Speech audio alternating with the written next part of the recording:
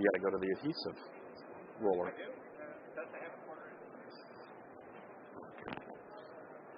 Thank you, everyone. It's after lunch, so hopefully everybody ate and had a full belly, and now you can sit and rest and watch me.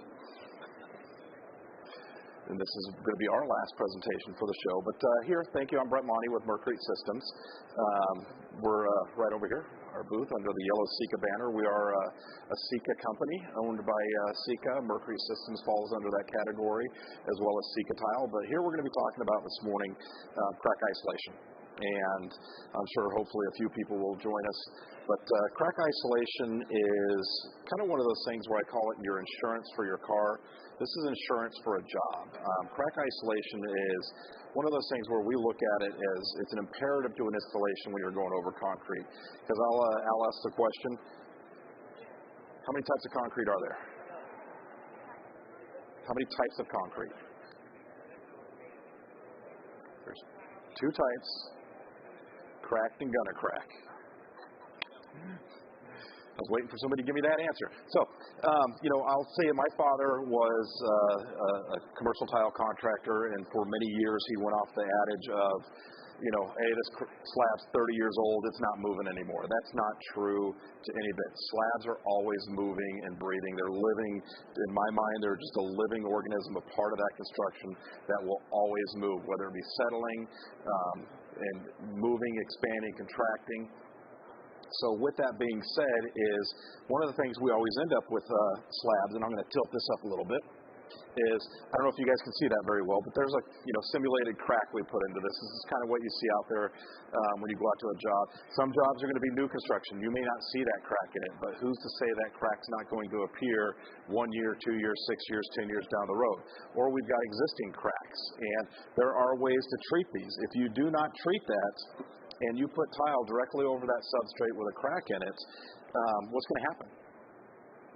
If that crack moves any bit, whether it be what we refer to as in-plane movement, which is this way, or out-of-plane movement, which is up and down. Out-of-plane we can't do anything for, but we can fix in-plane movement for cracks that are 1/8 inch and smaller. In my opinion, any crack in a slab that is 1/8 inch and larger, you got more of a structural issue and some serious problems than you do just a crack in your slab. But if you've got an 1/8 inch or smaller crack in the slab, there are ways to treat it. We're going to show you that. What we've got is the Fracture Guard FD. This is a fast-drying crack isolation membrane. It's an elastomeric membrane that goes on as a liquid form, and when it dries into a little piece of rubber, in a sense. And in this product, science is everything for this. This is a bonded crack isolation membrane. And when I say science is part of this, is we're looking for this product to absorb that energy from that crack or that movement. And I've always explained or used this for examples. I originally came from California. I live in Chicago now. But I ask a lot of people this, have you ever been in an earthquake? Most people have been in an earthquake or experienced an earthquake. An earthquake, you've got two tectonic plates moving right by each other. They move, they build up energy, and then they move. And that energy goes out, up, and around. And that's an earthquake. Think of a crack or a slab crack as the same thing. That is that tectonic plates moving together. They finally get to a point either through expansion, contraction, or shrinkage, and that energy moves it, and that energy's got to go somewhere. If you don't have that insurance or that protection on that substrate underneath that ceramic tile or stone application, what's going to happen? That crack will move, and all of a sudden you're going to see that crack, and you can follow it right along. It's going to be in your tile installation. How do you prevent it? And that's where these products come in handy. Now, when I say this is a bonded membrane, there are other types of crack isolation membranes out there that work just as well. There's sheet membranes that you can actually use a mortar and adhere them down. Those are, in a sense, referred to as slip sheets, where that mortar or that crack is slipping underneath it. This is bonded, so it's actually attached to the slab, and you're going to attach your tile directly to this. With that being said, we require this to be applied, and you can go ahead and start, Hector, if you want. We require this to be applied at a certain thickness, and that's 30 mils wet. So it's a 30 mil wet. Now, if you're not familiar with 30 mils, this is a wet film gauge that we use. And you basically take this, Hector will show you, we'll put it into it, and we'll check and see if we have that proper thickness. If I don't have that proper thickness, then this product is really not going to be doing much other than just painting the surface. The reason we want that certain thickness in these products is because there's elongation to them. And if I have it too thin, it's not going to stretch or it'll just tear. But with this, take it off of this here real quick. Take the staples out, because I'm going to pass it around in a moment. Is this, when we say elastomeric, absorbs that energy. It's like a piece of rubber once it's dry. So it's going on liquid, dries into a piece of rubber, and it has elongation properties to it. I'm stretching it here. You guys can, I don't know if you can see it in the middle, I can feel it, but it's starting to stretch a little bit. That's stretching, it'll finally eventually tear, but cracks aren't going to be doing that. Now, we have other products that even stretch even further, the asphalt-based products.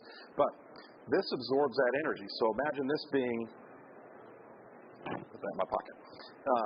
Imagine this being over that crack, and that crack moves in plane movement. It absorbs or moves under this, and that energy gets absorbed into this, and then disperses it out. So that way that crack is not transferring through. This is the SIKA tile product. This is the Merkrete product, but they are the same.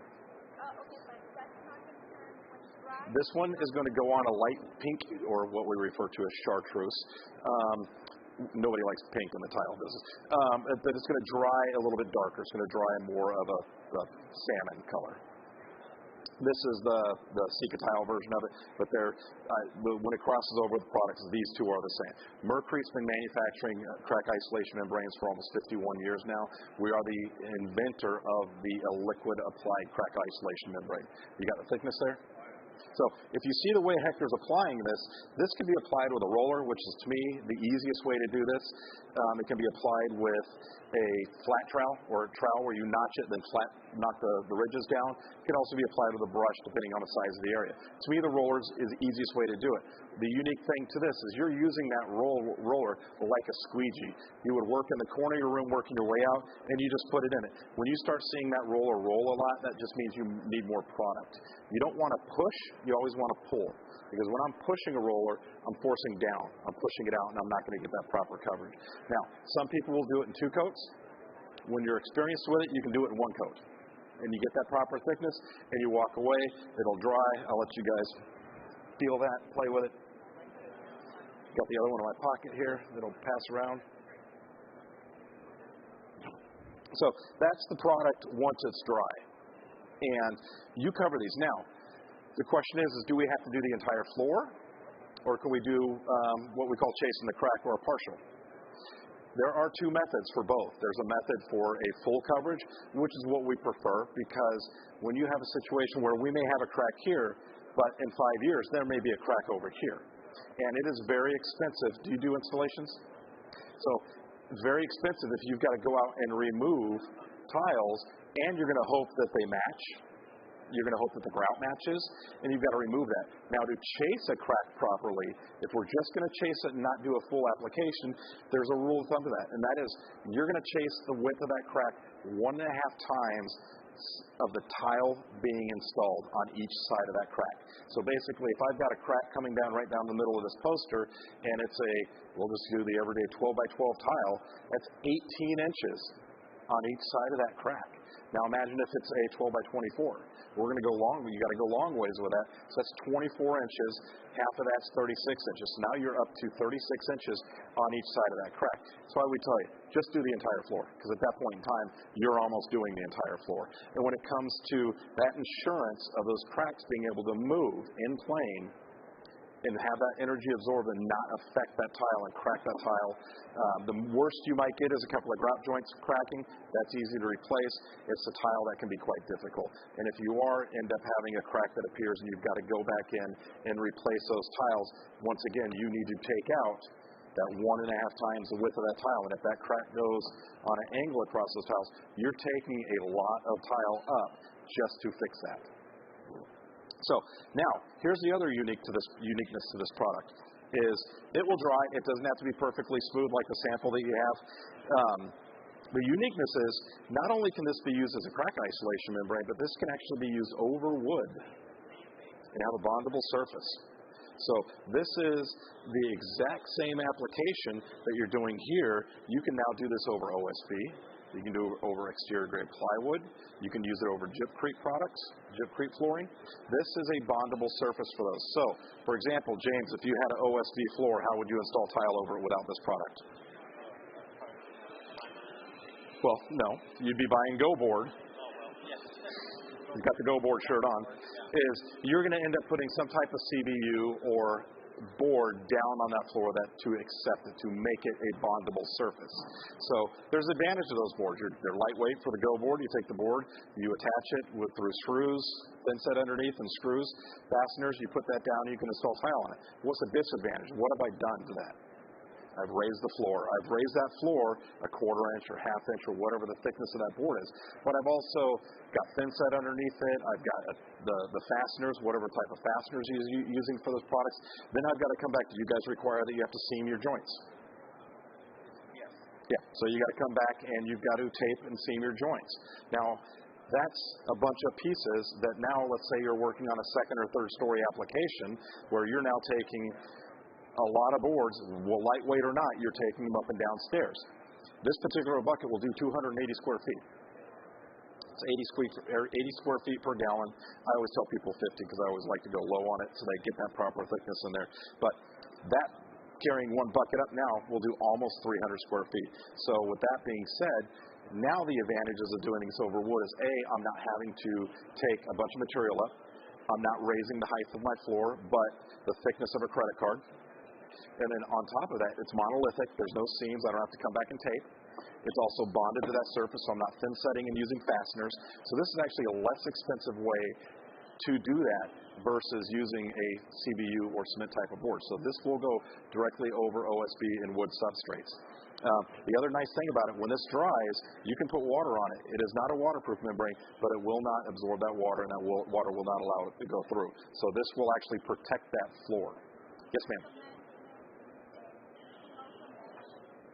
There's no mesh? No. When you use mesh with these, that's a great question because, I've been in Chicago 8 years, so let's say about 10, 12 years ago when I was in California, travertine was extremely popular. It was being used on new home construction everywhere. Travertine is probably one of the softest stones out there.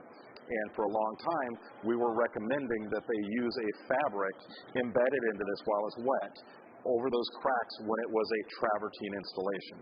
We've actually backed off from doing that because when you add a fabric to it, you've now taken away that elongation. You took away that elastomeric property to it.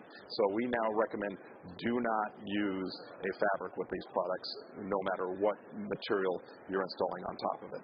Now, with that is those cracks, when we prep these, we didn't do it on this particular product here. It wasn't a very deep crack. But if it's a crack, we're going to ask you to treat those prior to. We're going to recommend taking a SIKA urethane caulking or urethane caulking, and you basically fill it. We want to fill those cracks. And when we fill those cracks, we want that membrane to be able to go over that crack and not run into it because it is a liquid. If I have a crack and I don't address it and that liquid goes into it, you take a piece of paper and you fold it in half and crease it.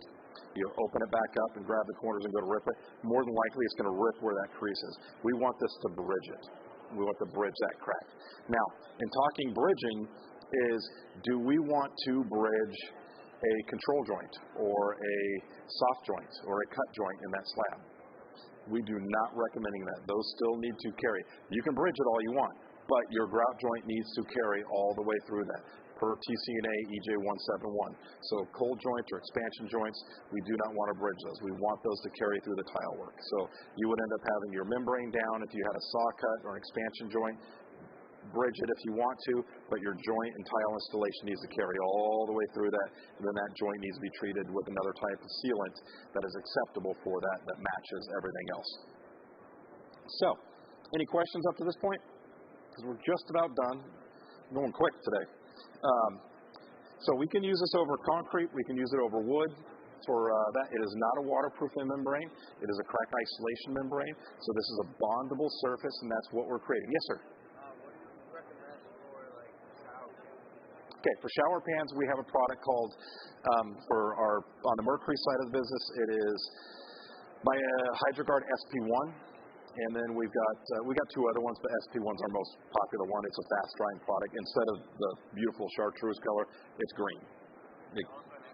It's also an anti-fracture. So our all of our waterproof membranes are also crack isolation membranes.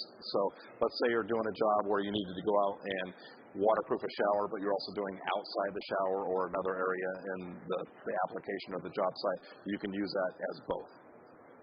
This as a crack isolation membrane, if you're just using it for that, it's a lot less expensive than a waterproofing. Understand when you're buying waterproofing membranes, you're also buying insurance for those products.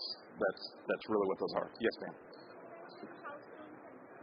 Okay, this particular product I did not. Asking how soon can we tile on top of this? When it's dry.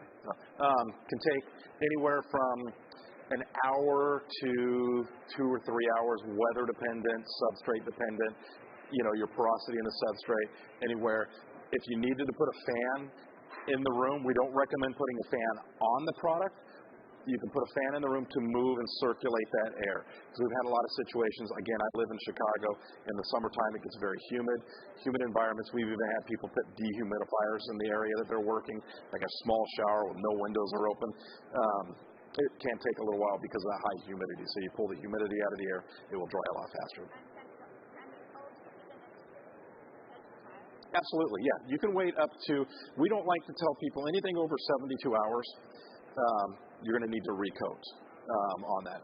And the reason that is, it's not because anything happens or degrades the product. It's typically when waterproofing is being done, it's being done on a construction site. And how many times have you told the electrician, don't get on this? And the minute you walk out to your car, the electrician's on top of it, or the drywaller, or the guy sanding, and then all of a sudden that dust gets on top of it. So we tell people typically 72 hours prior to anything over that you want to reapply. And it can be flood tested in 4 to 6 hours. Once again, weather dependent on how fast it's drying. But once it's dry, 4 to 6 hours. This is not a I got off of the waterproofing concept, so sorry. Yeah, this is crack isolation. So when you're installing tile, once it's dry, you're basically installing on top of it. Yeah, I got sidetracked there. You should have stopped me. You weren't even listening. You weren't even listening. So again, just to hit the last points on it, we're done here, is we've got these products in the Merkrete systems line. We've also got them in the SIKA tile side of the business.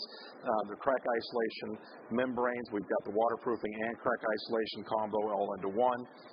We've got some new products that we're going to be launching out this year. I know you guys have seen this 100 times. But we've also got our slake-free products. Slake-free for the installers. Did you talk about slake-free yet? No? Been talking about it. No. Slake-free is when you mix up that mortar, you let it slake, you come back and you remix it. With the polymers that we're using now, there's no need for letting it slake. So that means you mix it up and you go ahead and use it. You can use it right away. Typically with traditional polymers that you're using in these products where you need to let it slake is you mix it, you wait that 10 to 15 minutes, you come back and remix it again. That 10 to 15 minutes, especially in high performance products, is extremely important. It's letting those dry dispersible polymers re-emulsify, get mixed in properly, or if it's grouts, the color pigments get mixed in properly. With the no slake, we can mix those products up and we can do it. What that really means in time saving is if you look at a pallet of 48 with 10 to 15 minutes roughly on letting a product slake, you can save up to 12 hours per pallet of product. So time is money, and so you can save some time with it. The other thing in there is dustless. We carry the patent on this. We manufacture all of our SIKA tile products, all but maybe 1 or 2 are dustless, and then all of our Merkrete products and growing right now are about 80% of those products are dustless. The rest will be very soon. But if you haven't seen the dustless yet, this is the dustless. So I've got the standard mortar. I'm shaking it up. This is what we traditionally see when we pour a mortar into a bucket. We've all seen that, right? You get that big plume that comes out. That's the dustless. So it's less dust, 80% less dust. It does not mean that it is a healthier product. There's still silica present in this. So we do recommend highly that you still use whatever respirator type of wear that you're wearing, but also if it's a whale tail that you're using in your buckets for mixing. What this does, it just keeps that dust down. Okay, it doesn't take away the silica or contaminants into the air because you're still silica-based products. So, again, if you guys have any questions, please stop by the booth. We're right there under the big yellow umbrella. The SIKA tile products, the Merkrete product, come by, take a look. I've got here a couple of, you a large? I don't know. Some people like their stuff baggy. Yeah, thank you. We don't have ladies. We might have small over there. Large or extra large? Large. I think that's a large. Thank you so much. You good? Okay. All right, guys. If you have any questions, please come take a look at our products. Give me like our ProPass. Do you want a shirt, Pops? What size? I don't have one. Extra large. Grande.